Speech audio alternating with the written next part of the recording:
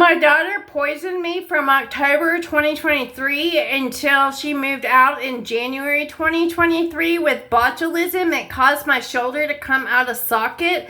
And I saw an Atrium GI doctor, and she delayed my scope until February 2024. I feel like she was paid by my parents to delay my scope, and I would go visit her in her office for appointments, and my appointment time would be at 8, and she'd be like, no, your appointment was at 2. And they would gaslight me about my appointment time so that I would miss my appointment.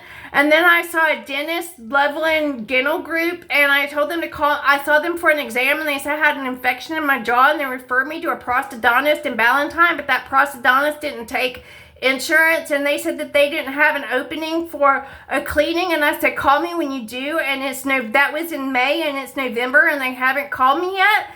And I called a prosthodontist in Troutman, and I spoke to them once, and I called them and left them a message again, and then they never called me back. And I called another dentist within walking distance, and I left them a message, and they never called me. And I feel like my providers are paid not to treat me, or even providers that are within my area are called ahead of time, and they're paid not to treat me. And I asked my Piedmont healthcare doctor, Stephanie Michael, to test me for poison, and she refused. And I asked Dr. Gross, my neurologist, to test me for poisoning, and he said I don't want to involve the CDC and we need stool or vomit, which is not true. You can test my blood for poisoning in my bloodstream.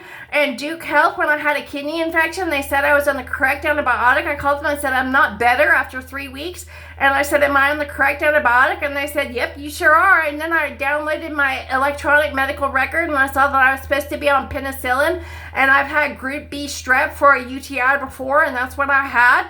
And so I had to call Stephanie Michael and said, please put me on penicillin. And 4 days later, I had to call her back and say, hey, I spoke to a receptionist. And I'm like, you're not returning my call. And they said, we were waiting for your labs to result. And I said, I have my electronic medical record, and they were already resulting. You're lying to me. And my medical care is being paid off to not treat me, to perform neglect so that I die.